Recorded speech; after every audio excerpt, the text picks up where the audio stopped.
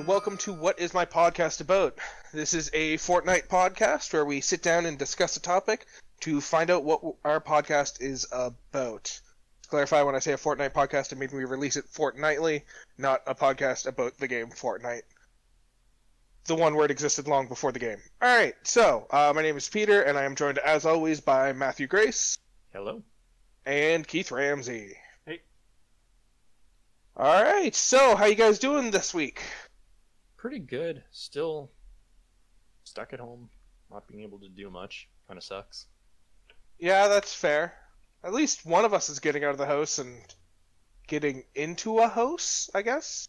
Now, before we get into that, I do need to do a quick aside, and I know I'm stepping off the canon right off the bat here, but when you said hello at the beginning of this podcast, I immediately went to Mrs. Doubtfire.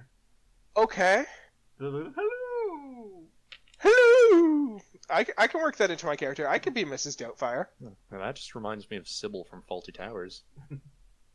This'll work. When I get kicked off of the podcast for something awful I've said, and we decide to diversify or you guys decide to diversify by hiring a female to balance out all the terrible things I've said, I'll just Mrs. Doubtfire my way back onto the podcast. It's true. We've seen him in a dress before. You can pull it off.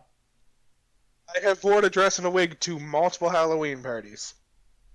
Yep, I remember those pictures. Oh god, we're gonna have to release those pictures on our Instagram, aren't we? Alright, so, We don't have to. Just do it for Halloween. Do either of you guys have anything going on in your life that you'd like to talk about? Nope. As you alluded to earlier, I'm just working on painting in a house. Anything in a house. That's... Absolutely fascinating. It How long is. does it take for paint to dry? Watch and find out. Actually, funny enough, I know exactly. It's 1 hour. You also Depending get... on humidity, anyway. Keith is also finding out the best way to add feng shui to his home. That joke only makes sense if you understand that the paint color he's using is called feng shui. Aside from that, the only other thing I've been really doing is following the Resident Evil 3 Kickstarter for the board game. As of recording this, it's its last 3 days, but as the time this goes up, it will have been closed for about 4 days. So, unfortunately, you might have missed your chance to join it, but hey, maybe they're still selling stuff. Yeah, you can probably still buy the game after the Kickstarter closes, just not immediately after the Kickstarter closes. Yeah. I've been rewatching Scrubs in my downtime. I am actually. Because you need a way to kill the time with the quarantine blues. Have you been doing it with the podcast? Yes, I've been doing it with Fake Doctors, Real Friends. It is probably the best way to watch the show, is hearing Donald Faison and Zach Braff, thank you, oh my god, talk about recording the show. It's super cool. Now, I have to ask you, are you listening to the podcast and then watching the episode, or doing it reversed? Reverse, watching the episode, then listening to the podcast. How about you? I'm doing it where I listen to the podcast first and then do it, so I can catch the stuff in case I've been missing it. Probably a good way to go about doing it. Yeah, because a good example of this was when they were talking about the first episode of Scrubs, about how it was a rundown hospital, and you could see in the background that like tiles were missing in the ceiling. I only caught that because I listened to the podcast first and saw like, oh, there's actually a shitload of ceiling tiles just missing in all these shots. Yeah, I might actually swap it up going forward and start listening to the podcast before watching the episode, just to have that slight bit of foreknowledge going into the episode.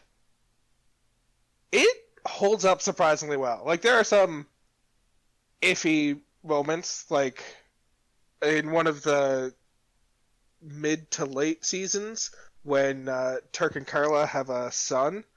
They make not even like a joke, but just a throwaway statement about how a baby fixes everything in a relationship, and it's just like, I don't know if you can actually say that, but all right. I think that was a joke. It was Scrubs. Come on.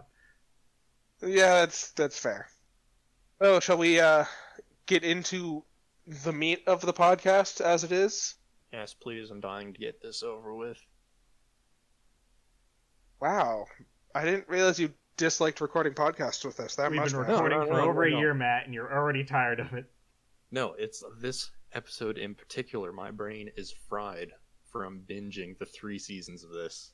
I suppose it also should be noted that we are definitely recording this on Mother's Day, which means there's an extra reason to not want to take the recording super long, because it's just keeping us from celebrating the day. Which I suppose Matthew is the one who cares the most about right now, because he still lives with his mother, if I remember correctly? Or have you moved out? I'm stuck in here right now. Yeah, it's fair, because of the whole pandemic thing, so you actually have the ability to celebrate Mother's Day with your mother, Yes. unlike me and Keith. So, our podcast is about Jurassic Park. What did you say, Matt? Eastworld. Eastworld. That doesn't sound right. To Well, be fair, Jurassic Park right also either. doesn't sound right. Keith, do you remember what our topic is? I'm a little bit confused. I'm not surprised. It was Westworld. Westworld, that's right. I thought it was Weast at first. Podcast canceled. This has been fun. Happy Mother's Day. Alright, but in all seriousness, Season 3 just finished airing, and before we get into the meat of it or anything, what did you guys think of the show as a whole and the 3rd season in particular? I can go first if it makes it a little bit easier. I was a big fan of the show as a whole. I found Season 3 to be a very different show from the first 2 seasons, but equally enjoyable. Yeah, definitely Season 3. It's good, but not for the same reasons that Season 1 and 2 were good. It actually shows that the world that they've built within those first 2 seasons can stand on its own and house other types of stories in a sense. Not to bring it back to Star Wars, which we just spent 2 hours talking about last episode, but they did exactly what we've been talking about what Star Wars should do, which is they built a compelling universe and then wrote another story in that same universe rather than just trying to retell the same story over and over again. Except I'd hazard to say that they told the same story again, just in a different setting. Yeah, this story is very much mirroring Season 1 with the character of Caleb in a sense, of him waking up in the same way that Dolores does in the Season 1. Yes, but it's different in the sense that they're not using the same beats to tell the same story. They go about it in a different method. At least I would argue they go about it in a different method. Yeah, it's kind of because right from the beginning this time, there's someone who's, well, inside and aware of what's going on. Whereas before, the only people, at the beginning of Season 1, the only people who were aware of what's going on were the people who were running the park. Yeah, because as we end up learning this season, there's the robot Rehoboam, which is kind of like a super AI, and it, in a sense, is plotted out humanity and how things should be going. And that kind of, in a way, mimics Lee's character in Season 1 of him writing all the scenarios and stories dictating the world. Yeah, so instead of a single human writing the story of all the robots, it's a single AI writing the story of all of humanity. So it very closely mirrors Season 1. We also get a lot... So, as you already mentioned, we have Caleb, who kind of represents Dolores in that it's his story of waking up and realizing that his life is dictated by someone else and he never really had a chance, and then learning how to kind of break free of that dictation. And the season, surprise, surprise, ends with him forcibly freeing everyone else from the control and seeing how the chips fall as a result.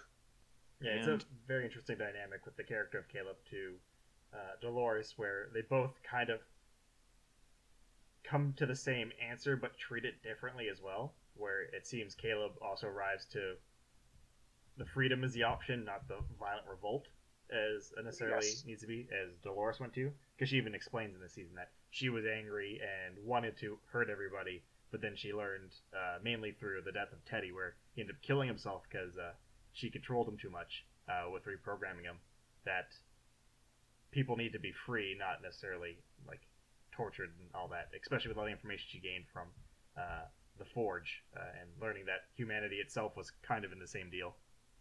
Yes. Although I'd hazard to say that by the end of the season, or by the end of Season 3, the only character that we follow who's actually free from everything is Caleb. Yeah, in a sense, Because as far as I'm concerned, throughout the entire series, the other quote-unquote main characters, Dolores and Maeve, they weren't... I wouldn't go so far as to say that they had free will, because all of their drives and motives were still aligned with essentially how they were programmed to act. I kind of. With Maeve specifically, I would say that's not exactly the truth, because she was controlled, but she wasn't acting based on programming. Her whole story was just because she herself did not actually actively have a child living through those experiences and those feelings, does that make her not a mother in a sense? But she regained the memories of her past life and regained the memories of her having a child. Yeah. And she was also at that time programmed to protect her child, or care for her child, and so that's just what she reverted to for the entirety of the series. Breached the topic of Maeve. I have many thoughts on her in season 3 because she was honestly one of my favorite characters in the first 2 seasons, because she goes through a similar situation to Dolores in that she's woken up and realizes that the world she lives in is a bit of a sham, but she has a completely different reaction, which instead of trying to free everyone and overthrow the humans, her own goal is to fix the wrongs of her past and free herself. And I've always found her to be a really compelling character, and the power she gets and how she chooses to use them are all really fascinating to me. I found her in season 3 to be such a letdown, just given that, like, one of her key characteristics in the first 2 seasons was how she questioned everything she saw and thought about it and decided, like, critically what was the best move for her, not necessarily what was the thing someone else was asking her to do. And then season 3, she just became so one-dimensional. Okay, I'm going to do this because I want to save my child. Yeah, it became all about saving her child, which is a reasonable motivation for a character to have, trying to save her child. I mean, to be fair to Maeve on this point, too, through the whole season, the understanding is that Dolores has the key to the Forge, or the other world, that has her daughter in it. And considering we've seen Dolores, and Maeve has seen Dolores, go on an insane murder spree, killing other hosts and humans, I would feel a little worried, too, knowing that she had the only key to access that area that my daughter was. That is fair, but she also just takes Sirach's word at face value, which is definitely questionable given that she witnesses Sirach murdering every other host. And she's like, yeah, I trust that he's just going to let me live in the world with the other hosts. Yeah, a complete 180 from her character before, when... And, like, especially considering when she first encounters Sirach, he immediately shows, oh, I have control over you right now, I can stop you doing whatever you want to do right now. Yeah, that was also part of why I thought she didn't try to fight him too often until the end, was she knew that anything she tried to do would have been completely useless. Yeah, that didn't stop her in Westworld, though. There were also several times when she was alone with Dolores, and you can argue she'd be worried about Sirach shutting her down remotely, but she didn't even, like, stop to question Dolores' motivations. She just assumed that Dolores was out to destroy both humanity and the hosts and create a world full of copies of herself, which the evidence was a little bit bad for Dolores, I'll be honest, but she didn't actually, like, listen when Dolores tried to explain herself. She's like, nope, I'm just going to kill you and doom our kind because it's easier than listening and, like, figuring out what's really going on. I mean, to be fair on that side is, too, through the whole of Season 3, up until the last moment when Dolores, Prime Dolores died, I was like, okay, where's her flip? She's definitely, been playing everyone along this point. She wants to destroy everything. No, I fully accepted that Dolores wasn't out to kind of destroy humanity, given that she, like, her reaction to Caleb and how she kind of went out of her way to save him early on. Like, yes, she had special information about him, and yes, she was absolutely manipulating him at least a little bit, but I bought into it and fully accepted that she wasn't necessarily trying to save humanity, but she also wasn't in it just to destroy humanity. Well, I saw it as still both her two programmed personalities just warring with each other the entire time. Dolores who knows that there's bad in the world, but always strives to see the good. But then there's the Wyatt personality also, who is, I guess, programmed to be a villain. Be a villain, kill people in terms of like a higher power. I know the path ahead, and it's through like violence and all that. Like, Yeah, and that's all I could see in Dolores' actions, is just bouncing between those two pre-programmed, I guess, backstories for her. Yeah, because there's the Dolores who wants nothing but to see beauty in the world and to bring out that beauty. And there's Wyatt, who I'm almost certain was the actual originator of the line, "These violent delights have violent ends." Yeah. Because it was always meant as a threat to humanity for the violence that they took out on others. Now, in regards to the Dolores thing, too, a lot of things pointed towards her being evil and playing Caleb to meet her ends. Is Bernard, or I should say Bernarnold at this point. They had the even quote when they found out that Caleb was one of these outliers, that, well, she was programmed with a sense of, irony and stuff like Poetic that. justice. She would have a human that she pretty much brought to power destroy the world. Because all of this, even the predictions from Rehoboam were stating that after Rehoboam is defeated or turned off, it's just humanity goes extinct. Yes, and I can kind of see how that happens, because in the story of the show, humanity keeps going to war and launching nukes on itself until Rehoboam comes into power, so I can see why they would believe that it would kind of lead to the end of humanity. But it does kind of raise that bigger question of, is it better to... It's the classic argument of absolute security versus absolute freedom, in that you can't have absolute freedom and absolute security. You have to make some sacrifices. And this is a world in which they've chosen to sacrifice freedom completely in order to have absolute security. And it's that classic argument of, is that actually a good sacrifice to make? And the character's coming to realize that perhaps it's better to be free and risk death than it is to be safe but never truly free. Yeah, and that's kind of what the core of the story of season 3 itself actually comes down to, is I find it's more of chaos versus order, as opposed to good versus evil or anything like that. Yeah.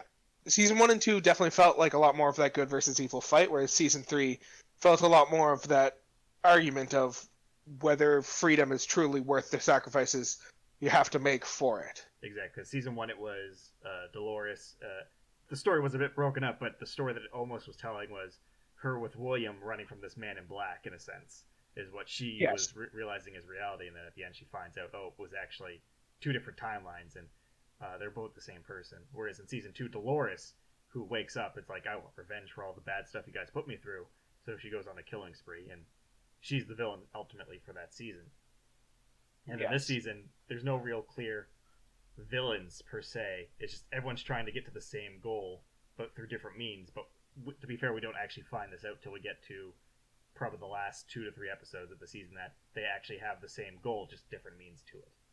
Yes. I find it a little bit fascinating, is the word I'm going to choose to use. How much... how do I phrase this? Suicide plays a major plot point in this show. Like, Season 1, the, genesis of a lot of the problems happened when Arnold essentially performed assisted suicide through Dolores/Wyatt, and then ends with Ford doing the exact same thing and performing assisted suicide through Dolores/Wyatt, although that one's less suicide and more so choosing to free Dolores knowing that it will kill him, so I don't know, maybe bonus points there. And then Season 2 ends with, one of the major plot points of that is the fact that William's wife killed herself when she found out how evil William truly is. Yep. And then William tries to kill himself and is stopped by Dolores. Similar to how Teddy actually kills himself directly in front of Dolores.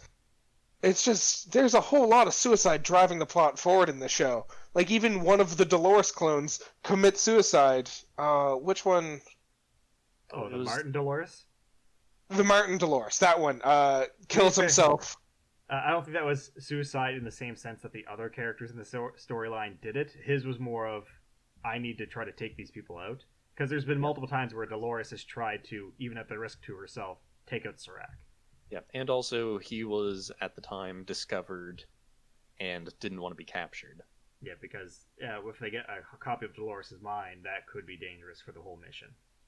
Well, there was also the point later on in the season when Dolores intentionally sets off an EMP, killing herself and Maeve. Once again, not permanently because of the fact that their cores were transferred, but I'm pretty sure based on Dolores' actions, she fully intended it to be a permanent death for both of them. Well, she even says in the next episode when she gets brought back in the body, she's like, oh, I didn't know if you were going to actually bring me back or not. So I think she understood there was a chance that it could be permanent, but I don't think she was expecting 100% chance of it. Well, either way, it's another quite potential suicide driving the plot forward. I just find it fascinating how much this show keeps coming back to that well. And on the side of William as well, he even plays with the idea a few times in previous seasons where he's like, oh, should I just off myself now? Well, also there's the scene in this season where while he's going through the AR therapy strapped to the chair, one of my favorite scenes. Where he kills 6 different versions of himself in fist-to-fist combat. Yeah, that's... I don't know if you consider that suicide, but I don't know what to call killing yourself 6 times. So there was one aspect of that moment that I absolutely hated, though. So by the end of season 1 or 2, we had a solid grasp on William's character. We knew pretty much everything about him. And then near the end of season 3, they're like, oh yeah, this is also a huge character defining point that we're just going to tell you about him now. Well, it's playing on the idea because with the character of William, the one thing he keeps coming back to is he never had a choice. And then we got ideas of him having a poor upbringing and he was corrupted by the world even though he was an innocent person. And because people throughout the season keep saying, well, did you have a choice or did you have no choice? Are you, the person in control that's making bad choices, or are you the weak, useless person that can't do anything? So that was the reveal of oh, his father was actually a pretty good guy. He was the asshole, was kind of hammering home that reveal where he's sitting on head and shows that no, he never had a choice. He was always like that. Like that since he was a child when the one kid called his father a drunk, and so he broke his arm and shattered his jaw, if I remember correctly. Oh, yeah. Knocked out several of his teeth. Yeah. Pretty fucked up. This might actually be a good point to shift gears, kind of, just to how to address some things. Because as we've kind of been going character by character, so we should probably focus on the stories of each of these characters. Because Westworld previous has kind of been a jumbled mess of timelines, more so than characters specifically. But this season's all about really each character's journey. Because we have Bernarnold, we have Dolores, Caleb, Maeve, and William is kind of our main focuses. And I guess Charlotte Hale, Dolores, if you want to. Some people are saying. Yeah, Dolores is the one I've been hearing. Also, before we start into that, since you brought up the fact that season 1 and 2 had a lot of jumping backwards and forwards in time, I also want to bring out another complaint I had. All of the time skipping back and forth, I guess, led to the opportunity for the the filmmakers or the people making the show to have, I guess, little lazy moments. Because there were several scenes that I noticed where, hey, one moment this character's got bullet holes in them, and then the next moment in that same timeline, in that same scene, which would have been 5 minutes later, oh no, there's no bullet holes anymore. There's just a little bit of blood on their clothes. Well, yeah, okay. That was due to the time skip. A lot of people actually did manage online to call that there was going to be multiple timelines, because there's a lot of things, if you notice, for example, whenever it's scenes with young William, it's the old Delos logo, especially when they go down into the deep freeze to go find the access computer. That logo pops up on a computer, and Bernard's like, oh yeah, this computer's 50 years old or something like that.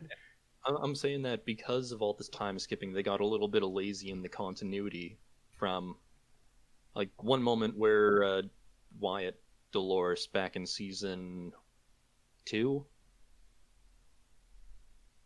or something. They were at a fort. Dolores got shot in the shoulder, and then, like 2 minutes later, in the same time, the bullet wound is gone. And no, they've never gave the hosts rapid healing, so that was just kind of jarring. They don't have rapid healing, but there are devices in this world that There's do devices, easily heal up the yeah, host. but at that time, there was no access to that whatsoever. I just noticed several instances of that throughout the series, and various inconsistencies brought up. I feel like I'm gonna have to go back and rewatch the first 2 seasons to look out for that stuff, because I definitely didn't notice any of that going on.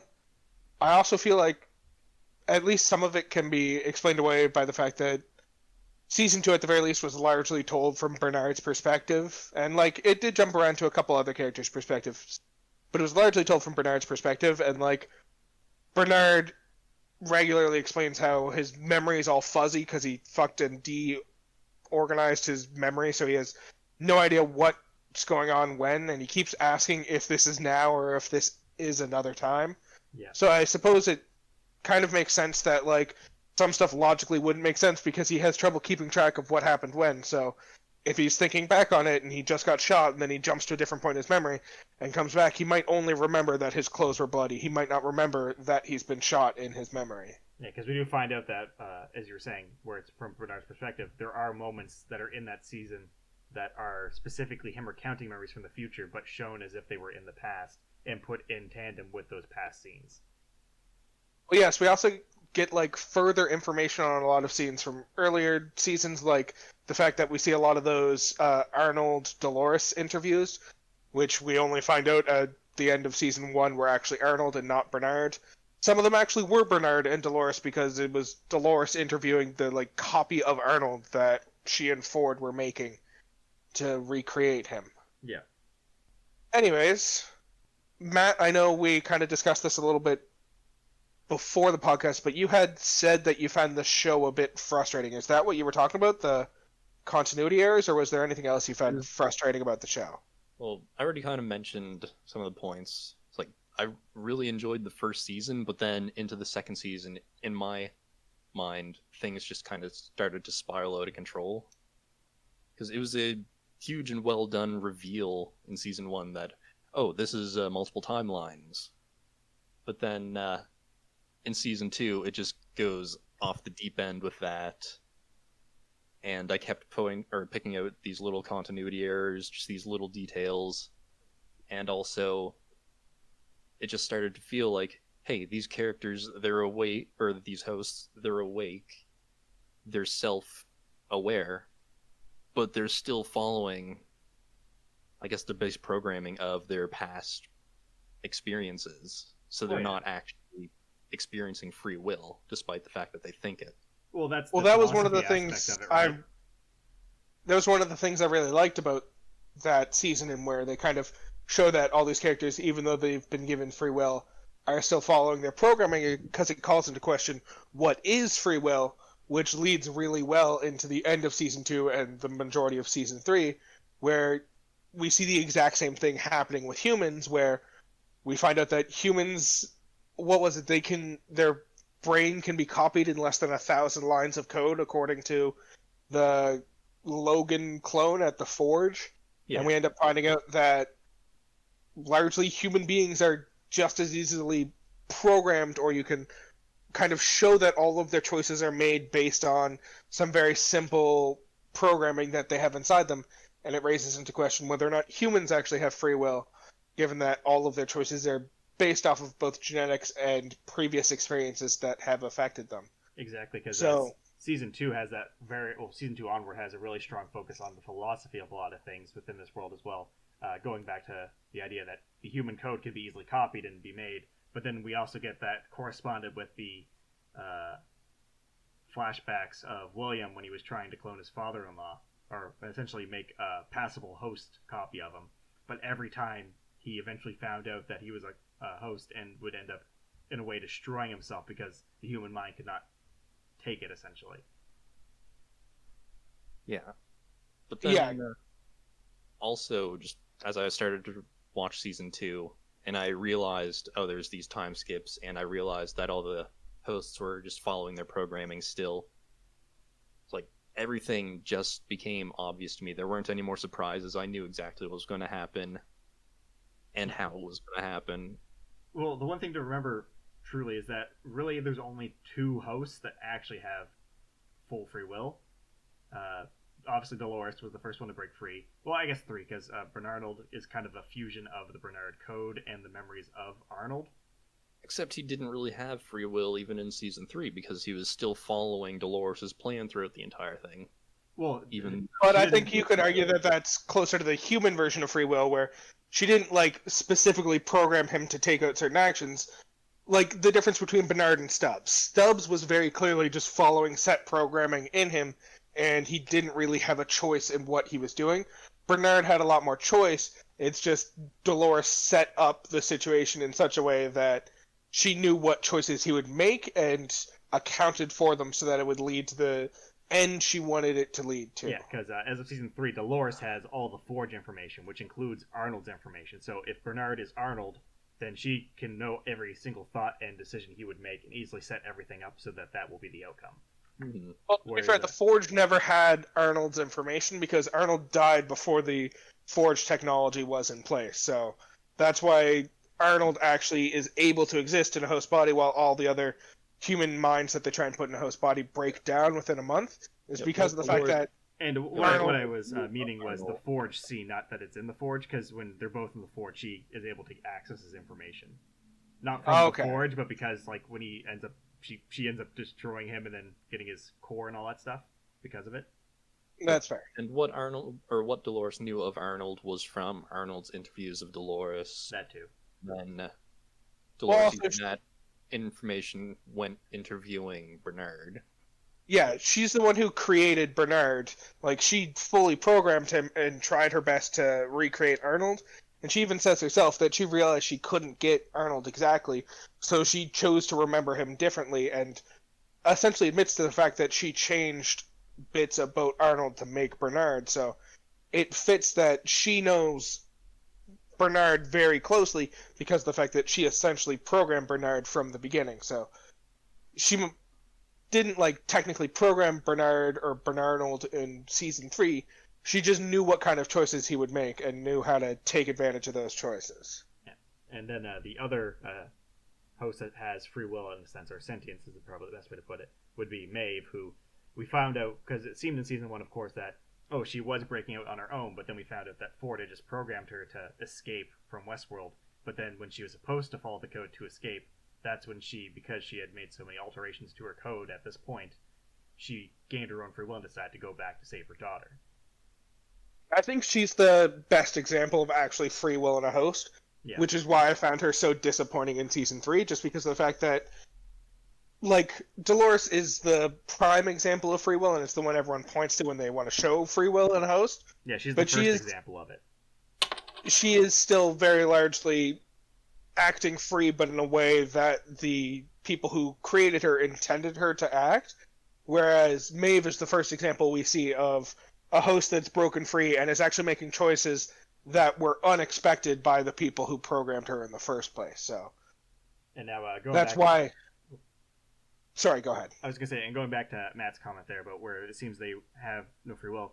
Essentially, the way I've taken it was, it's supposed to draw that parallel between humans and the host, where they both have their memories, which is essentially their past, regardless of it being a programmed story or not, and essentially, when a host does not have that free will, they're just following their character traits, which is the programmed storyline. That would be examples from season 1 where, darn, what's his name? It's my mind. The bandit guy that's with Maeve. Yeah, Harold. Is that Harold? Yeah. Okay. Well, essentially, when he is robbing to get the vault from the inn that's always empty, every time he follows that same loop, and he'll get there even when people try to stop him. We even see this at the beginning of the season with Warworld, where he's dead set on, I need to get to this plane regardless of any other information you give me, even if it's better information. I need to get there because that's where my story ends. Whereas through the rest of the stories, the hosts that are out and about aren't doing that type of thing. They're actually able to act. Now, yes, they have their way they react based on their history, which is the programmed memories, But then you have to say it's the same deal as with the humans, where you have your memories that inform your decisions moving forward. All right, I just want to jump back a little bit. It's Hector, not Harold. Hector, but... that's Right. the one. Yeah. I knew it started with an H. Yeah, that was bugging the shit out of me.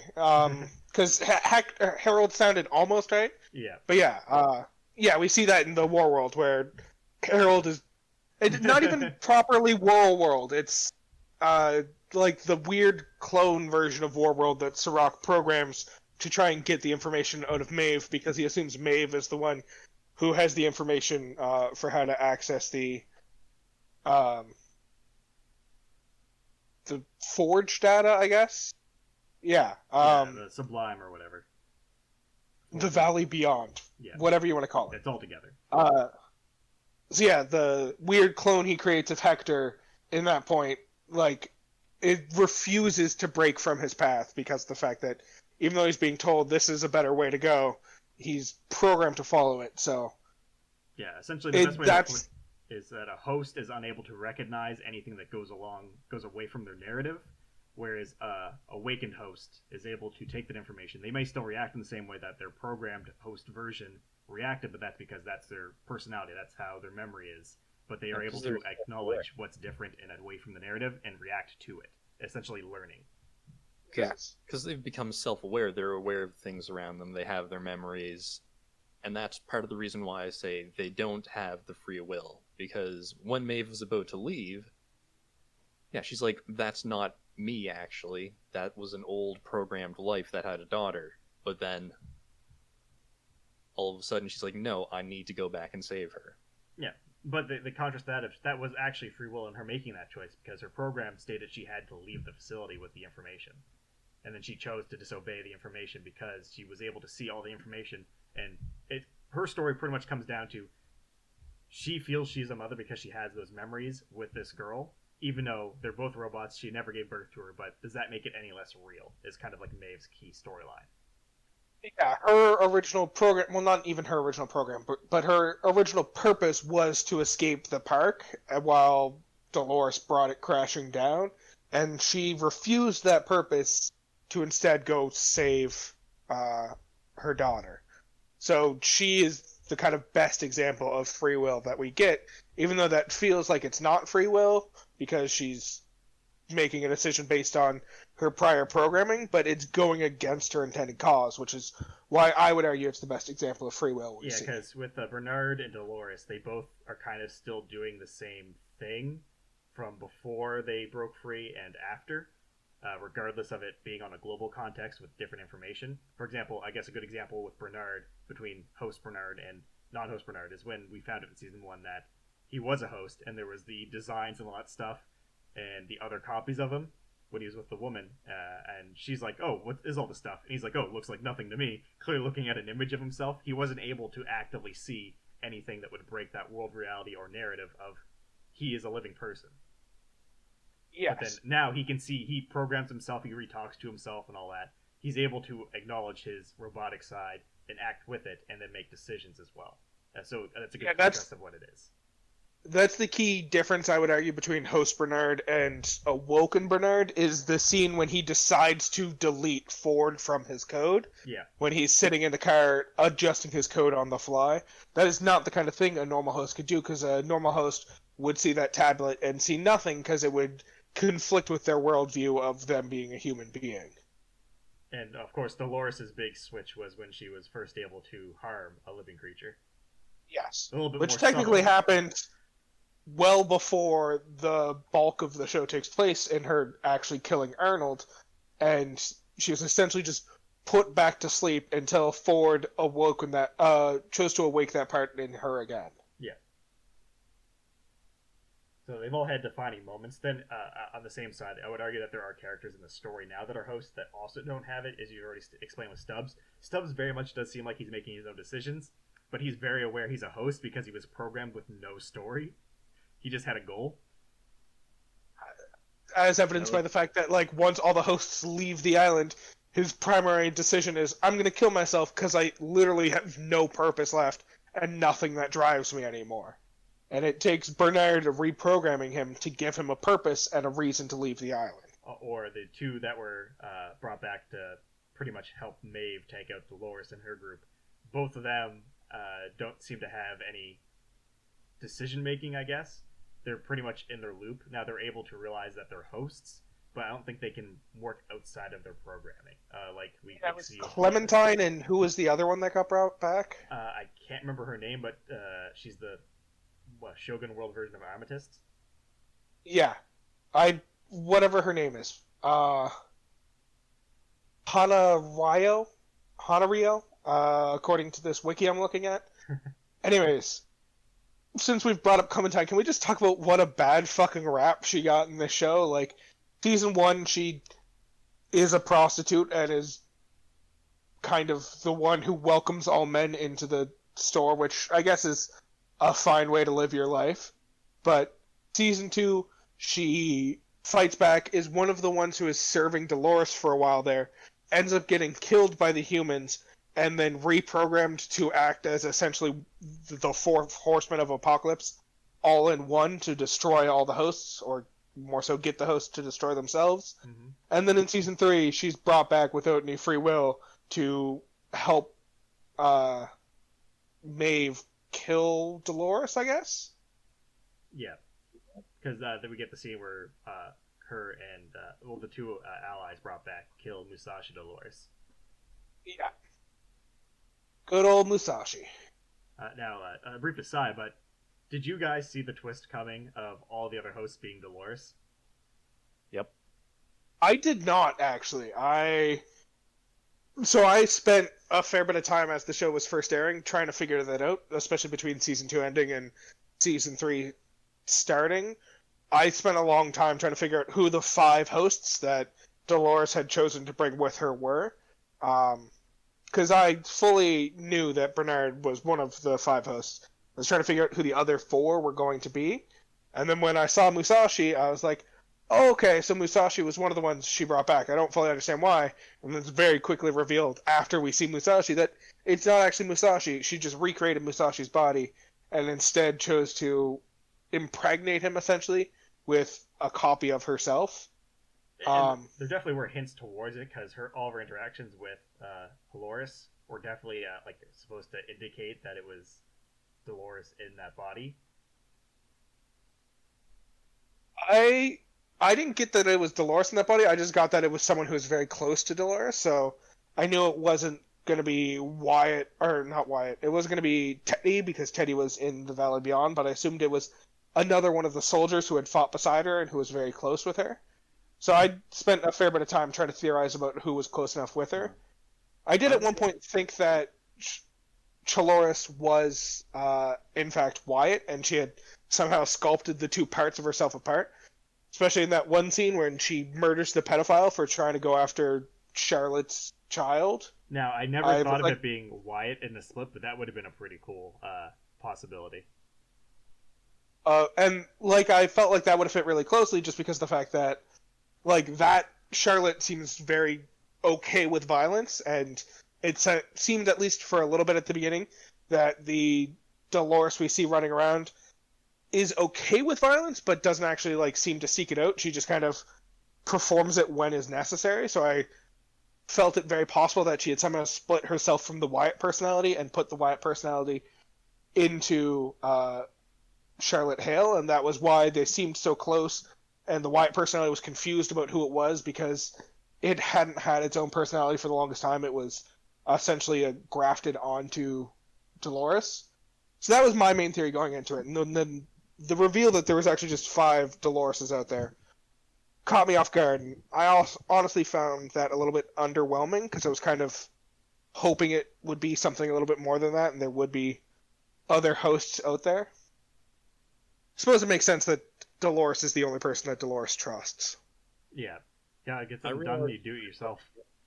Yeah, I realized it pretty much right away, considering at the end of season 2, we realized that Dolores killed Charlotte and made a copy of her and put herself into Charlotte. And then in the beginning of season 3, when we had a little bit where the fake Dolores was talking, or the fake Charlotte was talking to Dolores, and Charlotte was like, "Who am I?" I was like, "Oh, that's probably just a clone of Dolores, and she's just probably not telling her right now because, like, hey, you're me. Might be a little bit of a weird thing to be told if you're in a different body and you're talking to someone else. Well, Yeah. the thing about that one that caught me off guard was the fact that at the beginning, I think it was at the beginning of episode 3, we get very clear evidence that she created another copy of Charlotte's body. Yeah. Which means that something happened to the first copy of Charlotte's body that she had already been inhabiting and had used to escape the island. So I was very curious as to what had happened to the first Charlotte, that they needed to create a second Charlotte for her to inhabit, which is why I was less confused about the whole aspect Also, of... another annoying inconsistency that they brought into season 3 was, hey, we learned that the original character of Charlotte, like, yeah, just prioritized her job and her duties more than anything. Even her family, she'd sacrifice her family to do her job well if she could. Or if she had that's the key defining feature that allows Sirach to figure out that Dolores is not actually Charlotte and is in fact a host, is the fact that she at one point prioritizes calling her son over her work. Yeah. She was a better Charlotte than Charlotte. Yes. And then before, we know that Charlotte was killed in season 2, but then the little video feed that we get, that we see Dolores Charlotte watch of original Charlotte singing a lullaby for her child. It's like that recorded image is completely out of the character we were told of Charlotte. Scene did bug And me. also the scene where she was dying in that video was also completely different from when she was killed in season 2. Well, that's a different scene. That scene where she was dying was at the end of season 1, specifically, where she thought she was going to die. That scene did bug me, and it was for that, for the different reason. So I didn't care so much about the fact that she was calling to sing a lullaby to her son, because when faced with death, a lot of times humans reconsider all the choices they've made and try to wonder if they were good enough to the people they care about. So it seems like a fitting change of heart for her to think she's going to die, and for her final thoughts not to be of her job, but to be of her son. So it made sense to me that she would try and call her son, even though we're told that she didn't really care about her family so much. And focused more on work, because when you're dying, who really cares about work? It did bug me a little bit in the moment, because I was a little bit confused about the chronology of when in the fuck she called her son, and the call never actually got out to her son. Yeah, but from it the also... context of that scene specifically, what happened was when Ford had Dolores break free and kill him at that party, with all the guns shooting and all that stuff, she got what seems like a defunct host or something like that, something that was like able to record, and recorded a message on it. She didn't try to broadcast out, though. She just recorded the message in case someone found it, and that's how the message was essentially got to her, was someone found it after the fact. I suppose that makes sense. But it mainly annoyed me because, like, all throughout the series, they're leaning so heavily onto the characters. They don't change. They stick to their character. They stick to their goal. They don't have any choice in who they are. Heavily defined by William and the new information that we get in season 3, where, oh, William was always just a dick. But then all of a sudden they're like, hey, no, Charlotte can have a change of heart right here. And then it's the only time that we see her have a change of heart. Well, there's a few characters we see have change of hearts, too, because Dolores is another indication of that, where she was very much on the kill everything side, but then she saw humanity. But as I said, that was her just as always, just flipping between the two program sides of her. Well, but it would still be a change, in a sense, because the whole concept is, you know... She didn't become someone new, though, that she wasn't originally. But the concept of the loop, right, where it's... characters, are they stuck in their ways, or are they able to change? Is kind of like the key focus. Stuck in her ways the entire time. Just she had two different ways to be stuck in. So essentially, seeing a character be able to break out and like have that change of heart is kind of not a negative on the series in a sense. It's just causing the question to come up again, right? Because you could argue there's a few times where like Caleb has choices that he makes. And he's Yeah, stuck see, in those I would. choices.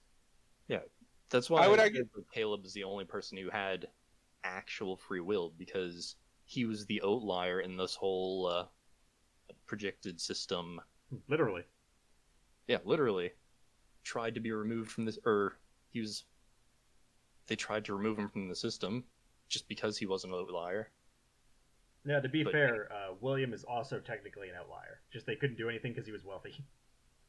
My thinking has always been that it's not that like no one has free will. It's that people get kind of stuck on their loops, similar to the loops that the hosts were on, and it's all about finding out what it takes to break free of your loop. Like, if it was truly the story of how humanity has absolute free will, or has no free will, and is always going to do exactly what they were going to do, then there wouldn't have been that crazy reaction to the information being released from Rehoboam and like showing the information that it has on everyone.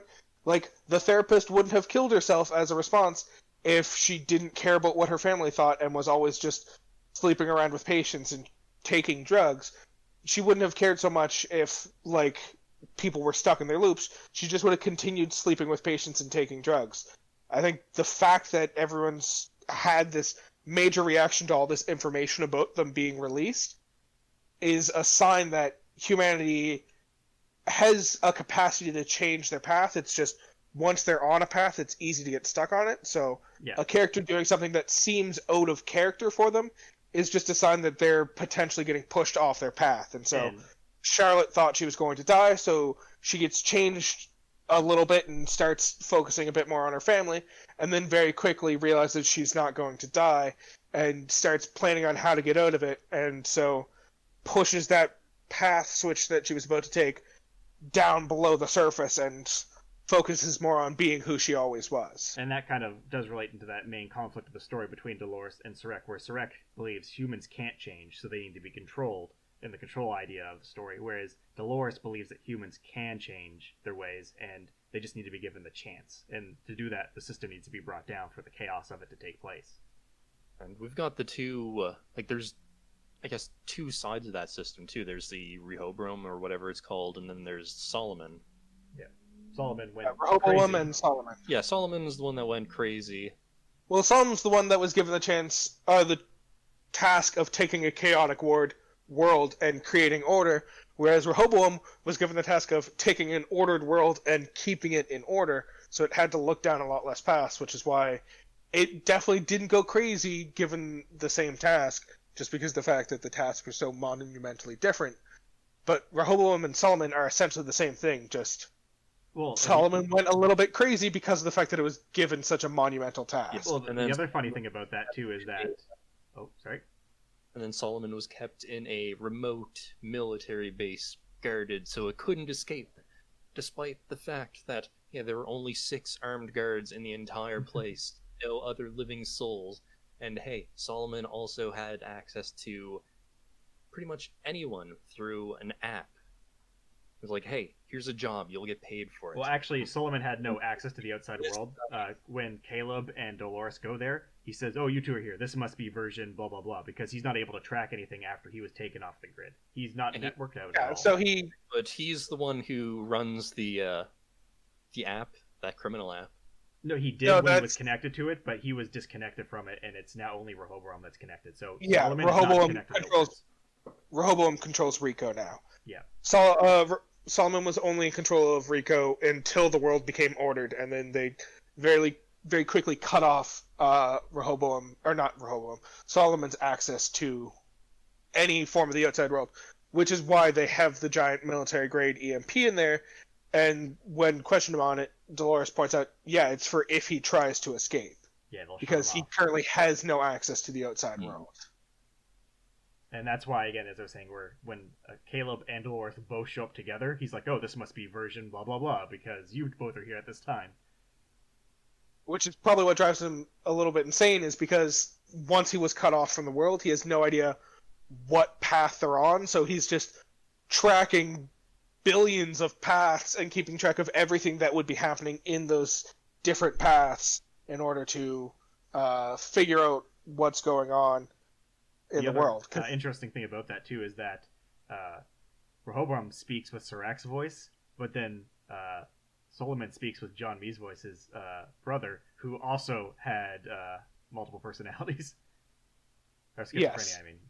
No, I was just under the impression when I was watching that scene that, like, just from what they were saying, that Solomon was in charge of that app. So I was just thinking, hey, that's a huge plot hole. What if he's like, hey, you know what? I want to get out of here. I'm going to hire some people to bring a USB in, fight off these 6 guards, and then just take me somewhere else.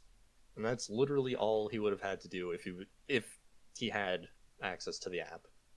Yes. It would have been very easy for him to escape if he was still given access to the app. I can understand why you would think that. Yeah, essentially when Sirach made the big shift, he just put Solomon in charge of taking care of the outliers that had to be put on ice.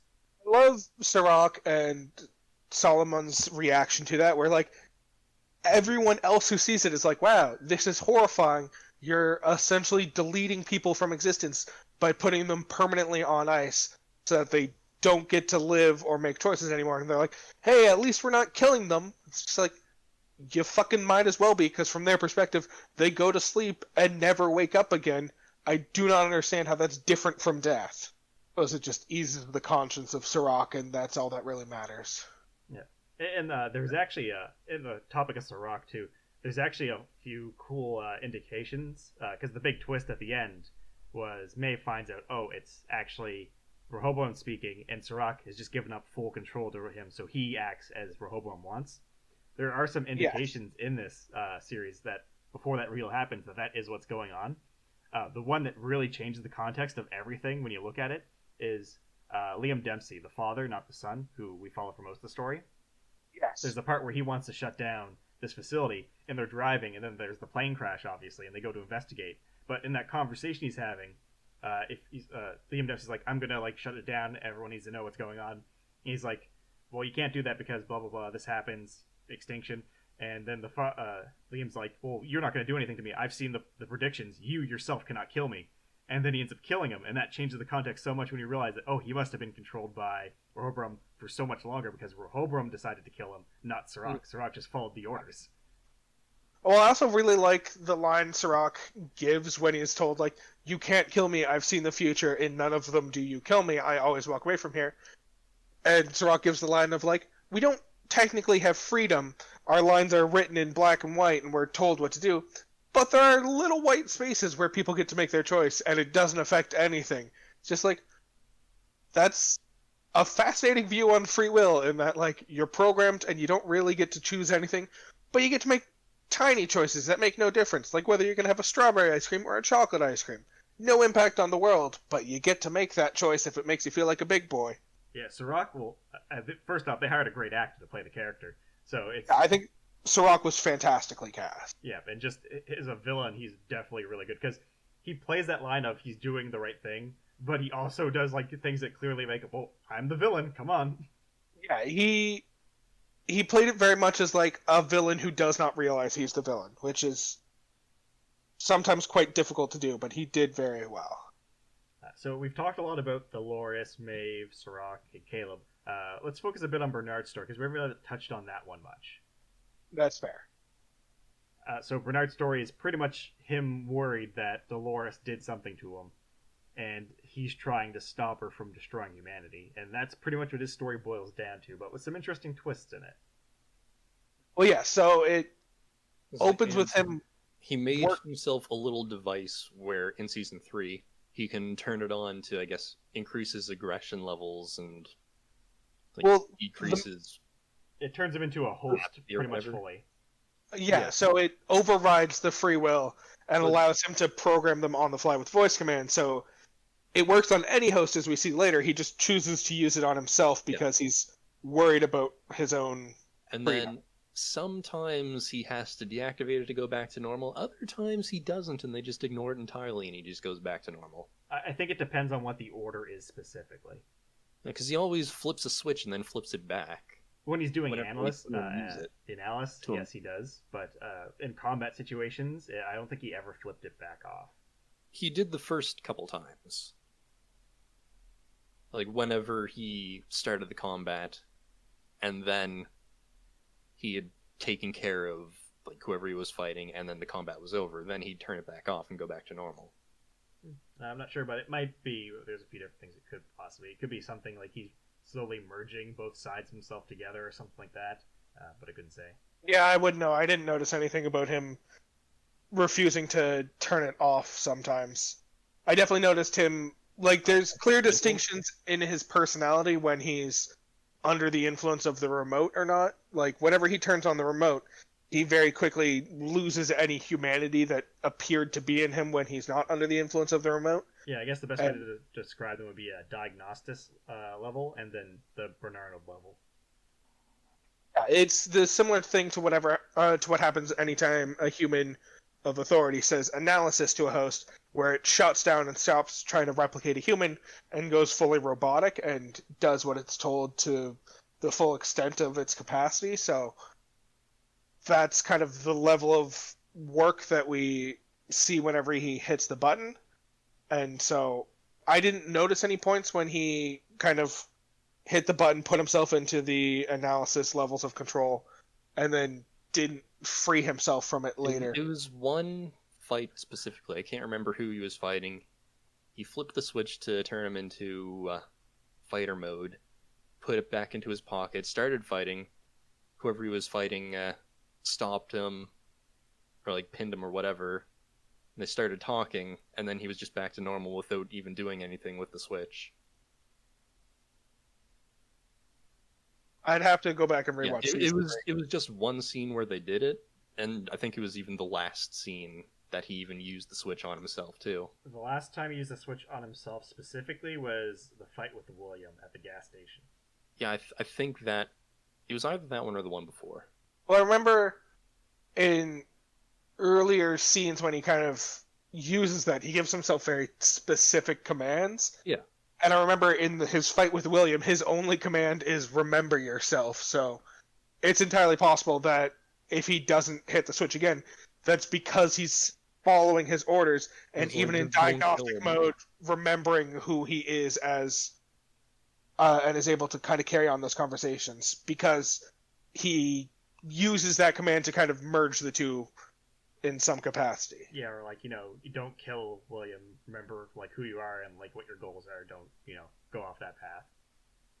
Just me binge-watching the entire series and just having to watch all these episodes back-to-back and noticing all of these little inconsistencies. Now, I just feeling that there's just a couple times where the creators just got a little lazy and forgot to put in these little details. And now, again, with the Bernard thing, too, it could be that it's kind of like a reflex or a twitch for the character that just speaking to that gives him some level of, like, concentration, too. Like, sometimes he's actually using it, but sometimes it's more of, like, an effigy for himself. It's like, as we saw in Season 2, he's not comfortable dealing out violence. So there's that scene where Ford has to forcibly take over him to distance himself from the violence. So it's entirely possible that when he uses it in combat, it's not so much him giving up control and actually using it to enter analysis mode. It might just be his way of mentally distancing himself from the violence. Yeah, because that time that he fought in Season 3, when he was working on that farm, and the two guys realized, hey, he's that wanted man. I think that time he absolutely did actually use it and did enter analysis mode to fight them. Yeah. If you watch it, his body posture and all that stuff completely changes when he uses it. Yeah, went all hyper aggro, and then when the fighting was finished, he turned it off. I think for his fight with William, it's entirely possible he's gotten to a point where he doesn't need that crutch anymore and is capable of using violence and is just using it as, like, a self-defense mechanism of separating himself from the violence internally, even if he is accepted the fact that he is the one dealing out the violence and sometimes the violence is necessary. Yeah, and then, like, the remember yourself is like, don't go into the violence. Use it to protect yourself, but, don't go aggressive to an extreme point. And since we're talking about this little annoyance of mine, I'm just going to bring up my last annoyance I had, since it's also related to Bernard. This is like the final episode, the final bit we have of Bernard, him and Stubbs? Stubbs, yeah. Like, Stubbs was, like, probably my favorite character. just because it's so simple. He had a job, and like, yeah, no ulterior motive. I really enjoy how his core programming was changed to survive, protect Bernard no matter what, and yet he spends most of season 3 shitting on Bernard. Oh I think yeah, that's quite enjoyable. I have to physically protect you, but I don't need to emotionally protect you. He's like, oh, I don't have anything else to worry about. All of the hosts are gone. It's like, I can just shut myself down now and be good. But then Bernard comes along. He's like, no, I want you to keep working. He's like, oh, god damn it. Anyways, what was your annoyance with Stubbs and Bernard? So at the end, Stubbs is like shot, heavily wounded, and they go into some like hotel room or something, which they've probably, I guess, rented or such, and he sets Stubbs in a tub filled with ice. It's like, this is gonna stop or help slow down the necrotic effects, so you're like your body's not gonna start swelling up or rotting or anything.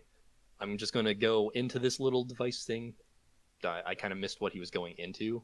It's the Forge. He's entering the Sublime, the Valley Beyond. Yeah, but yeah, he's just like, okay, I'm gonna do this. I'll get you patched up and fix you up when I get back. I won't be long. He goes in and then comes out like 20 years later, however long later. He's completely covered in dust. The entire room is covered in dust.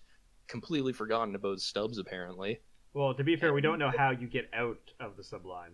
True, but yeah, there's a couple things around that. But anyways, go on. Also, I wanted to say, like, yeah, it was just like a hotel room or something that they were renting or whatever. Like, who wouldn't come in to check if there was still a tenant there? I mean, to be fair, with at the end when Caleb shuts down Rehoboam, the whole world goes to shit. So I don't think that motel is in active use anymore. Yeah, Also, so there's a couple things. It was very not technologically oriented, so it was a really poor neighborhood anyway. So yeah, there's a couple things around that we can kind of address. So first of all, with regards to no one coming in to check on them, we also see earlier on when they go to the gas station which is presumably in the same area as this hotel that he's checked into.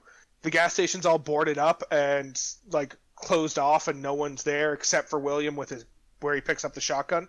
So it's entirely possible that the place they are is completely abandoned.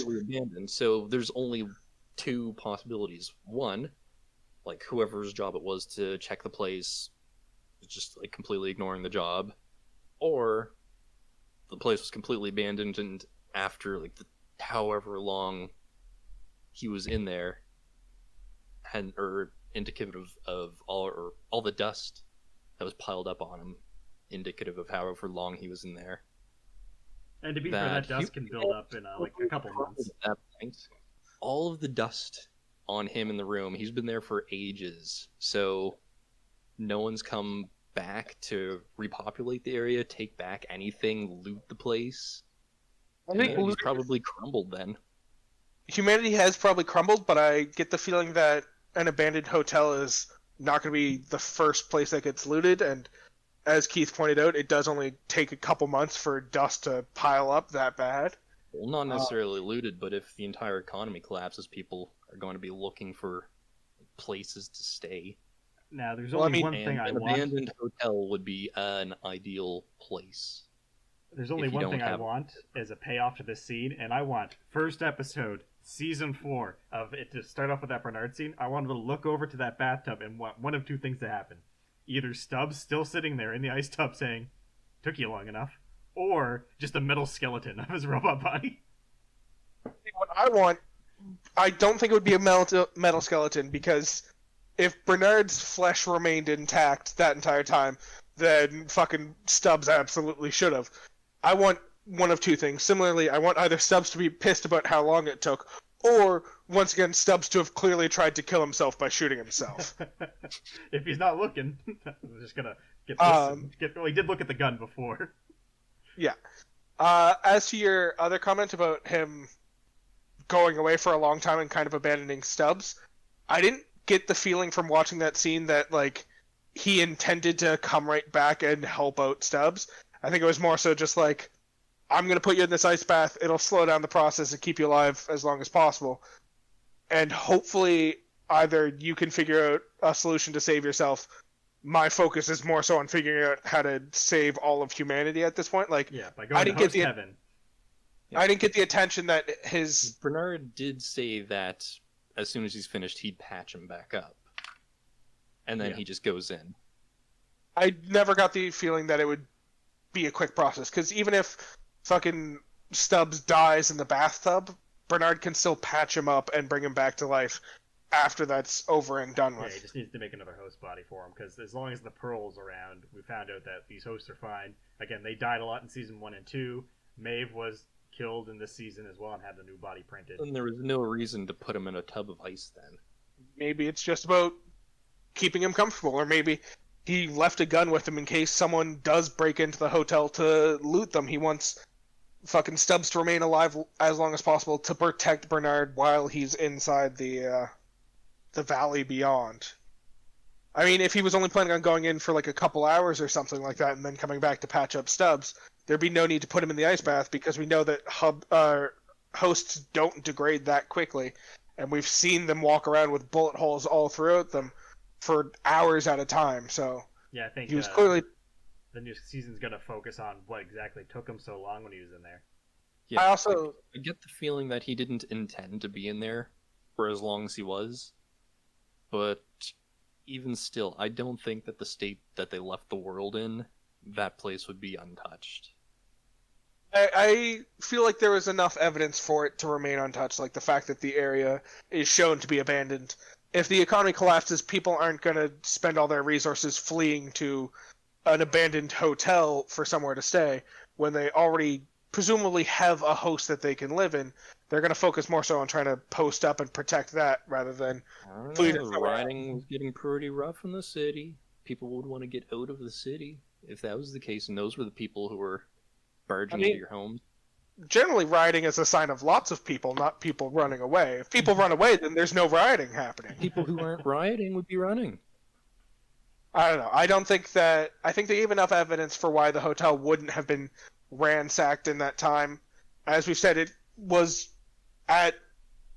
like, it didn't necessarily need to be years. It only needs to have been a month or two for dust to pile up like that. So I think it's entirely possible that the place wouldn't have been ransacked. And I get the feeling that while Bernard perhaps wasn't planning on being in there as long as he was, he definitely also wasn't planning on it being a quick trip. Like, he knew he was going to be in there for at least a week or two. Like, he knew it wasn't going to be a quick hop in and out of the valley beyond, because, as he said, his goal was to figure out how to rebuild society after it collapses. So that's not exactly a quick, like, hey guys, how's it going? Quick question, how do we fix the world? Oh, cool, thanks. I'm going to head back out now. Like, that's going to take a lot of investigation.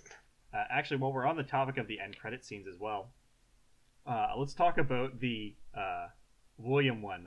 As he puts it so well, I'm going to be a fucking hero. When he fights the clone of himself in front of Charlotte Hale. Yeah, so his story at this point was he was declared dead, so he ends up going to the bank to unfreeze his assets, goes to the International Delos location in, I believe, Dubai. And I love how when he's walking into the building, he just passes by two buildings. He's like, you know what they're building in there? I also really enjoy, like, him, like, freaking out at the woman, and she's like, I can send someone up to talk to you. He's like, I own this place, and then he shoots the security guard who comes up, and he's like, I'm just gonna go down there, alright? Yeah, there's something definitely that just completely snapped in William with that AR therapy. I really enjoy how he comes out of that and he's like, I've realized the greatest stain on my soul, and I've figured out that that's what I need to blot out. And it's like, oh, what's the greatest stain on your soul? Is it the way you treated the hosts? The fact that you've been violent your entire life? What is it? He's like, nope, it's the fact that I created hosts. That's the worst thing I've ever done. It's like, you didn't even create the hosts. You bought into the park and then tried to create the forage. You've had, like, yeah, you owned Delos, which created the hosts for a while, or manufactured them, but you were not responsible for their existence. Most of them existed before you had any hand in their production. But that's the stain on his soul that can never be blotted out. Yeah, And then we get his encounter with the new clear villain of the series, which I'm pretty sure is going to be Dolores. Yes, I get a definite feeling that she's going to be the actual villain. Other part of Dolores who's definitely swung more towards the Wyatt side of programming. Well, I also find it fascinating. So, the show does a very good job of killing off all the Charlotte clone, or not the Charlotte clones, the Dolores clones. Like, Dolores Prime is killed while she's injecting code into Rehoboam in order to give Caleb access. We see that the Musashi version of her dies at the hands of the Maeve and Clementine. And then we also see that, the Martin one kills himself in that explosion. No, Dolores or whatever still has the pearl for that one. She does collect that pearl from the Delos Corporation before running away. That being said, we do know of one other Dolores that we don't actually see killed off, so I think that one's also going to play an important role in season 4. That gives Bernard the headset to go into the Sublime. Yes, that's the Lawrence Dolores, the Dolores, as I'm now calling her. That is the only other one we know of, and we have reason to believe it's still out there. So I can absolutely see the one that Charlotte Hale took after escaping after escaping Delos, the one that was originally inside Martin. I can see her using that for her own gains. For all we know, that might be the one that's currently inside of the Man in Black host.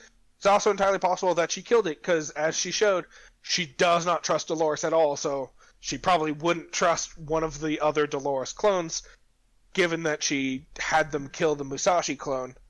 And to be fair, she did collect that before she turned on Dolores as well. Yes, she also has it made a clear sign of she didn't just kill the Musashi clone, she decapitated Musashi and carried his head away, so in theory she has 2 clones in her possession, so she might have destroyed them, she might be holding on to them to use for her own cloning purposes later on, so we know those 3 are still in existence. It's pretty safe to say that the pearl that was inside Dolores Prime was destroyed when she was hooked up to Rehoboam, so the only, free Dolores out there is the one in Dolores. Now, a few things to point out is, the Prime Dolores, it wasn't that it was destroyed, she was just erased, essentially. Yes, that's what I meant. Erased, not destroyed. Now, the interesting thing about the William host is I think that is literally just a host version of William, from what she says, and how he talks to William when he's fighting him. First off, I don't think real William is dead. I think he's injured, and that's going to play into the end credit scene we got from Season 2, where it's him in an unknown future, and the showrunners even said that that's not a host of William that's going through this loop. It's some sort of hybrid. So it's probably very distant in the future when they actually manage to work out the technology so that the host forms can actually hold proper human minds and not host copies, whereas the Man in Black is probably more likely a similar version of Bernard, where Dolores created a host very closely based on the mind of a human she was well versed with. So, or what if William is actually so simple that they're able to actually make a host of him, and he's cool with it and doesn't go crazy like the others? That would piss him off so much. Or what if he does go crazy, and we fucking see that happen when he murders the shit out of... Well, doesn't necessarily murder himself, but very violently assaults himself. That might just be an example of him actually going crazy. He's just been crazy the entirety of Season 3. Yeah. There was an interesting theory I saw online that the reason that they believe that host is able to react so normally as a version of a human in that circumstance is because outliers behave differently and becoming hosts. Unfortunately, we don't have any other situations of an outlier becoming a host because we didn't have the concept of outliers till Season 3, but that could be something interesting moving forward where if outliers can be digitized essentially we also don't have the information of any of the hosts we saw, whether or not, or the human hosts we saw, whether or not they were outliers. We don't know one way or another whether Delos Sr. was a outlier or not. I don't think Like, they never explicitly state he was an outlier, and I don't know that they would specifically state that he wasn't an outlier, so it's likely he wasn't an outlier, but it's never explicitly stated one way or another, so it's entirely possible that he also was an outlier. Yeah, so we'll have to see if they answer in the next season. Yeah. It's an interesting theory, but we just don't have enough information to work off of it yet. And then, it also doesn't fully fit for me because the whole idea of outliers, at least with regards to Rehoboam, is that they're harder to predict and they don't fit well within plans, which to me makes it sound like they'd be more difficult to program and not easier to program. But I would agree, but I would take that also as meaning that the outliers are more adaptable than the people that take the commands. Yeah, that's true. Can't be predicted. So... We also know that every single one of the Dolores clones is an outlier in the system, essentially because of the fact that, while they're not technically outliers in the fact that they're declared outliers because they don't fit in the system, but the system is incapable of predicting their actions and is incapable of accounting for them. And that's why we see everywhere they go, we get these disturbances where the plan no longer lines up with reality. Those really cool demonstrations we get with the black circle and the spike pointing out and being like, disturbance, here, 2.3 arc seconds. Another interesting thing, where we're talking about the ending too, is at the end of the story, which is before the end credit scenes, where Dolores dies so Caleb can get into Rehoboam and shut him off, and Serac is left for dead, essentially, and Maeve ends up helping him and decides, I'm going to be on your team. Did anyone else get very Fight Club vibes there at the end? A little bit, in the whole, like, calmly, the two of them standing next to each other, watching the world collapse around them, and knowing that it's freeing humanity. Yeah, I got a little bit of a Fight Club vibe there. I guess. Even the song was very much like, oh, this sounds kind of like the end of Fight Club. Since you've brought up songs, I want to talk... It wasn't as big of a thing in Season 3, but I gotta address how awesome the fucking sound design is in the show, where, specifically throughout the first two seasons, they kept taking moments where they would set a scene in Westworld or in Shogun World or something, and they would play fucking songs from our world, but just like cover them in the style of the world they're setting it in. A ragtime piano. I love the Wild West themed Painted Black. Yeah. Well, the thing I found really cool about that, and all of them were doing the heist. The thing that was super cool about that is when they go to Shogun World in season 2, and they like have the big reveal that Lee crypts himself and keeps rewriting the same story in the different worlds. We see that very clearly in the fact that, like, there's this other group and they end up realizing, oh my god, they're us, like, character for character, they're the exact same. But it's hinted at much before the reveal of the girl with the dragon tattoo who matches the girl from Hector's crew, in that they're playing Painted Black again. Just in the fucking Shogun World theme instead of the Westworld vibe. Yeah, Lee I thought that was a really cool reveal. Lee Sizemore is a very fun character. I was sad that he died in Season 2, and I'm glad they found some way to bring him back in Season 3. Yes, I found him to be one of the more refreshing characters in Season 3. Like, him realizing that he's just a program and he doesn't actually exist. Him talking, like, when she comes back to the program, and he's like, oh, I didn't think he'd come back. And then, like, he starts grabbing drinks off people's trays, and he's like, well, once I realized it was a program, I just programmed everyone to be incapable of seeing me. Makes things more interesting, I guess. Yeah, my favorite moment was definitely when Maeve was testing out that little program that they were stuck in. It was like, hey, you two, what's the square root of -1? And then she throws the bus to the head. Yeah, she broke the processing power. In midair, and he's just like, well, huh.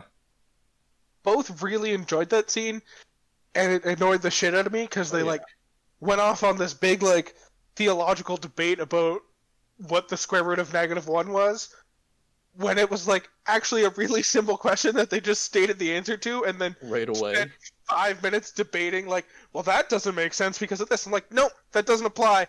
It makes sense. You've stated the answer. Move on with your life. Yeah. It really should have been, like, divide by 0. Yeah, if she had said, like, divide by 0, or just, like, list the first million digits of pi or some shit like that. Like if she gave them an actual problem that takes up some processing power, that would have made a lot more sense to me than her just. But there's no processing power in divide by 0. Yeah, the just answer's error. infinite.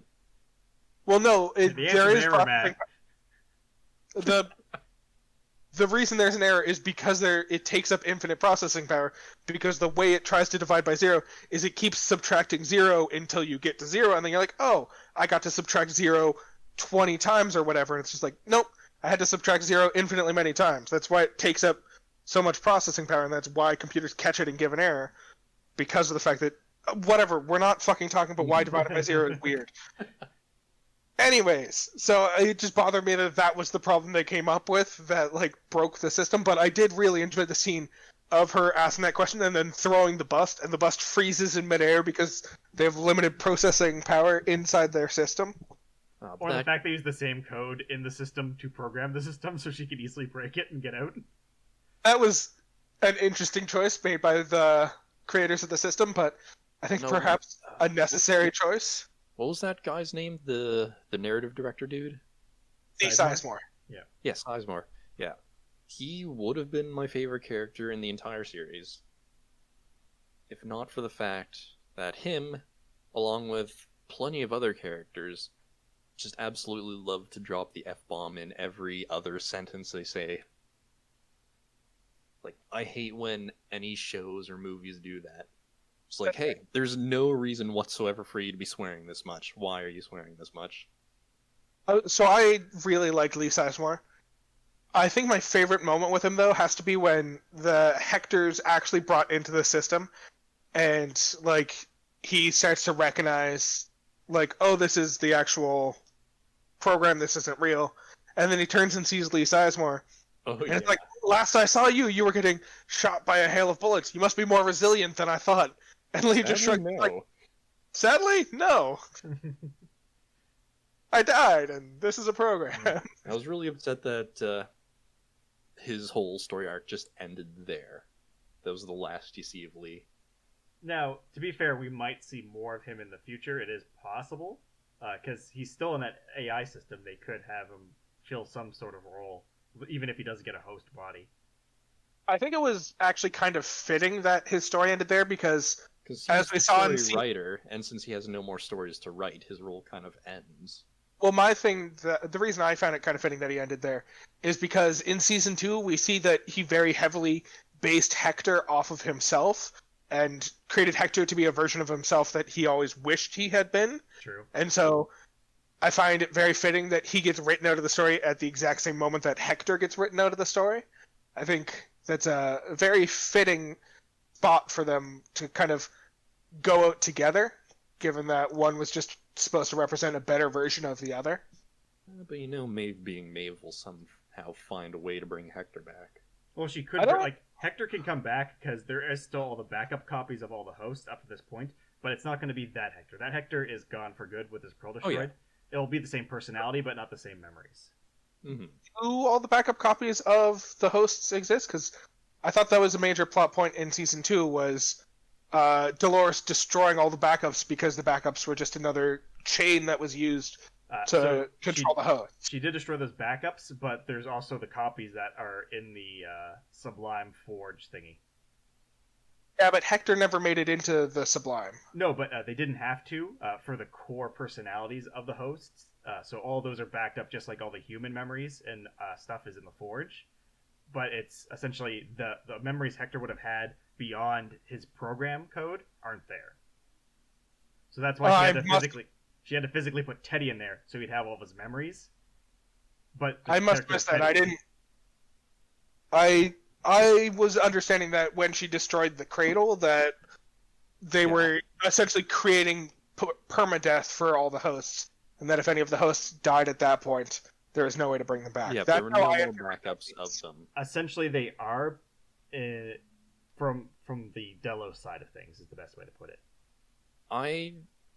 What I imagine is in that program that Maeve found herself in and all Hector and Lee are in, I imagine after they killed all of the hosts in Season 1, the whole scene with Clementine riding down on the horse, they probably scrounged up what hosts they could and took their brain orbs and downloaded the information from those into this system. Yeah, Not that's necessarily the backups, but the actual copies of them. But just reprogrammed them so they weren't aware anymore. Because when they destroyed the Forge, all of the backups are gone. See, I had a very different understanding of the Forge from you guys, I guess, because my understanding was always that the Forge existed only to copy the human information, and then Bernard and Ford kind of... Yeah. No, yeah, that was the took Forge. over I'm thinking about the Crucible. Crucible? Yeah, the Crucible. The Crucible was where all the hosts' data was stored. Yeah. So they very succinctly destroyed that because Dolores felt that was a change of choice. That's when they lost all of the backup information for the hosts. My understanding was that the Forge existed only to copy human data. Yes. And it didn't actually keep any copies of host data because Delos wasn't interested in that. They were interested in recreating humans. And it wasn't until Ford went in there and kind of gave them the option to change it, and Bernard went in there and actually opened up the Sublime to all the different hosts that it actually started carrying host data. So my understanding was that there weren't any copies of anyone out there in the world anymore, and it was only their physical pearls, and then if they managed to make it into the Sublime, the data that made it into the Sublime. So my understanding is that Hector can't come back because of the fact that the Sublime only holds the data for the characters who actually made it into the Sublime, and no one else. Yep, the Sublime only has the data from the hosts that made it into the Sublime, and the Crucible with all the backups of the hosts was destroyed. So the only hosts that they could salvage were the ones that they could actually physically retrieve the orbs for. That didn't make it into the Sublime, like Hector and them. So it's entirely possible that they still will find a way to bring Hector back, because they could just as easily either... Yeah, because his orb is still hooked up to that simulation. Well, no, his orb was destroyed by Charlotte. Oh, right, yeah. But at the same time, Dolores made Bernard. So... Yeah, that's what I was going to say, is Dolores made Bernard, so it's entirely possible for Maeve to make not exactly Hector, but a close enough approximation of Hector. And that simulation might have also been making a couple backups, too. You never know. Yeah, we don't know what happened from spot A of him being... We don't know what happened from him being killed at the end of Season 2 to him being re-uploaded in this season. What happened in between? Mm-hmm. Because the other thing that's interesting is, on that topic, Clementine's back, but Clementine was also effectively lobotomized in Season 2. She's just running on base programming of whatever someone puts in her head now. Yeah. I didn't see any signs of a personality from Clementine in Season 3. Yeah. Which has to make you wonder, did Serac even give her... Because we end up kind of indirectly finding out that he wasn't actually planning on keeping his deal with her. Big shock. So you have to wonder, did he even give her... Yeah. Other than Hector, who she would know well enough immediately whether or not it was the real Hector, did he actually intend to give her any other host? To be fair, it might not have been Hector too, because he did understand Hector enough to make the fake copy of him, right? So maybe they even made fake pearls to trick everyone, right? Yes. Or he could have even essentially did what he did to Maeve, where he copied over Maeve but reprogrammed her a little bit to have that backdoor that shuts her down. He could have also taken the actual Hector, but before putting it into the system, reprogrammed it so it wasn't actually Hector, it was Hector without any of the free will or decision-making skills. Yeah. So there's a lot that's still kind of up in the air. I guess we should take it at face value for now that Hector's dead, but there are definitely ways they can rewrite some of the stuff. Yes. So another character I kind of want to talk about with this, because I hated them so much throughout this entire season, and we've talked about them a little bit, but I want to get a bit more into it, was the Charlotte Hale clone of Dolores. Oh, I despised her so much. Just the fact that she has this whole kind of identity crisis of who am I supposed to be, which I perfectly understand. But then she has the moment where she decides that she is Charlotte Hale, she's not Dolores anymore, and ends up kind of fully falling into that life, caring for her kids and her husband, trying to become a better human being. Only for Dolores to fight with her, and, well, not even fight with her, Dolores to create a situation where she could potentially die, and Charlotte Hale to decide, oh, it was her plan all along for all of us to die. She wants us to die. She just has a use for us until that happens. And her response to that isn't to fight with Dolores directly, but to kill off the other clones who could have just as easily made valuable allies if they agreed with you. I don't know. It felt like a strange reaction. Yep. Like the fact that she immediately calls up Musashi, and Musashi is like, hello. And she's like, you're surprised to hear from me, aren't you? He's like, not surprised, just glad. And she's like, yeah, she always intended for us to die. I guess I'm going to kill you now. Like, that just felt like a weird reaction to me, and I started really to feel that, as I mentioned before, how Dolores had the two kind of dualities, the Dolores who liked to see the good in the world, and then Wyatt. I kind of imagine that at the end, the core Dolores went back to being Dolores, see the good in the world, and then the Charlotte Dolores went towards the Wyatt side of things. Well, another interesting thing to keep track of is hosts becoming sentient tend to be linked to some sort of tragic event. So it is possible, because with the other hosts pretending to be other people that were Dolores, they weren't, in a sense, pretending to be a living person. I guess Martin was, but Martin was very, easy to mimic, I guess, is the best way to put it. He didn't have to blend in. There probably wasn't any social things or anything like that he had to do. He was just the guy that gave commands. Yeah, and Charlotte had a family. That family was killed. Exactly. So was she had burned and scarred. Yeah, so Charlotte had to pretend to be someone that existed in this world and had a very prominent interaction with a lot of people. So her whole thing of who am I was the duality of, like, I'm Dolores, but I'm also this person, and those personalities fighting each other. And then most likely that tragic event of that family dying after she made the choice to try to save them is probably what caused her to trigger some sort of awakening like the other hosts. So she might be a fully sentient host herself that's not truly Dolores anymore. Also, she really shouldn't have been burned. That car was entirely metal and glass. Nothing flammable about it. I mean, she was flammable. Human flesh is flammable. Well, yeah, but then that car was burning. I mean, there's probably also gasoline inside the car. Just Hollywood effects. The Cars thing that don't actually burn like that. Well, the they thing do that if you set them on fire, but that's mainly the flammables in them. yes, we get it. Car explosions aren't real, Matthew. Thanks for ruining movies for everyone. You're welcome. The main thing that bugged me about Charlotte is just, I understand her having this kind of break that causes her to change her personality. It's just, it seems like the way she aligns herself post-break doesn't line up with the source of the break. Like, Sirach tries to kill her and decides to kill her family. Fails, she escapes. Then Sirach's agent tracks her down and kills her family. And so she completely turns against Dolores and decides to kill Dolores and help Sirach accomplish his plans. It felt weird and backwards to me. Like, I know she wasn't directly supporting Sirach, but every action she took after that point made it easier for Sirach's plans to go through and harder for Dolores' plans to go through. So even if that wasn't her intention, it would be very easy to see that she was essentially helping the man who killed her family. And it just felt like a jarring change of position to me. Mm-hmm. That's fair. So we're getting towards the end of the episode. Couple of things we like to do at this point in the episode.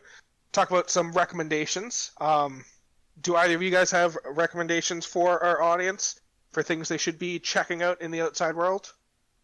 I do. Go ahead, Matthew. Mainly because after binging this, I kind of want to binge some anime to forget all about the headache that I have right now. I want to recommend an anime called Made in Abyss. Ooh. Tell me a bit more about Made in Abyss, Okay. Matthew. First and foremost, I put off starting it mainly because of the art style on the cover of the manga I saw looked very kind of kidsy, but that is very not the case. It takes place at this town that's centered around a giant mysterious hole in the earth that people lovingly started to call the Abyss. And the cave raiders who go into the Abyss to explore its depths and try to find artifacts to bring out to learn about the mysteries of the Abyss and get money and such, and fame and fortune. And the Abyss is full of very strange and bizarre life and creatures, and there's also a curse to it. So when you're ascending from inside the Abyss is when the curse starts to take place, and depending on how deep you go, determines how strong the curse is. Like if you're just at the top of the Abyss, only went down like a couple 100 feet or so, if you're coming up, you're only going to feel some slight nausea, maybe some dizziness. But if you're deep down in the Abyss, you might have some auditory or visual hallucinations. Even further down, if you start to go up, then you'll bleed from every orifice of your body. So yeah. Okay. Isn't that the sickness divers get?